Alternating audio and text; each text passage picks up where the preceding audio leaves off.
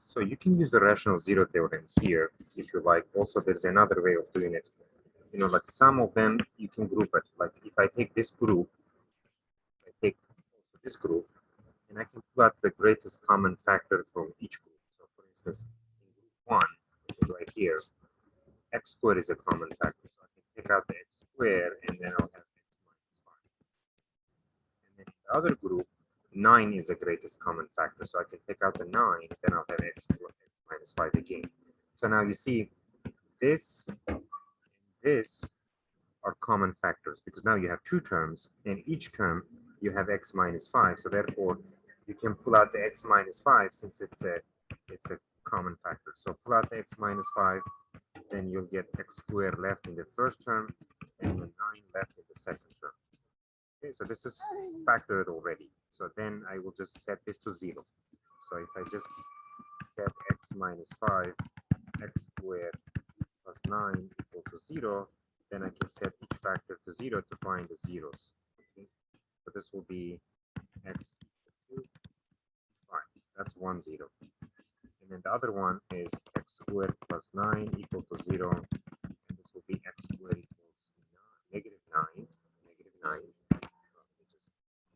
Write this clearly, negative 9. And when you take square root of both sides, this is going to be plus minus square root of negative 9. But the square root of negative 9 is going to be a complex number. And let me show you that over here.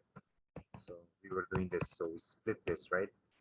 So write it first 9 times negative 1, and we split it as square root of positive 9, square root of negative 1. And this is I, and this one is 3. So it's going to be 3 times I.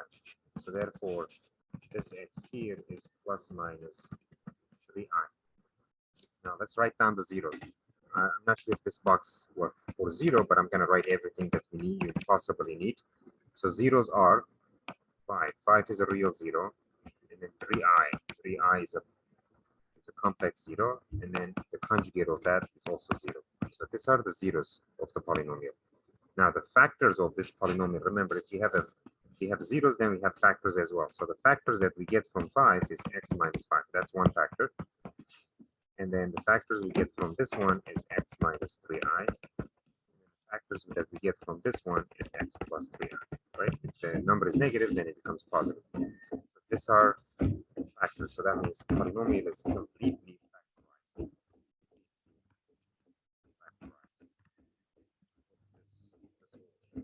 Everything you need, and use the rational zeros theorems too. So since I could easily factorize it, I didn't use that, but that can also be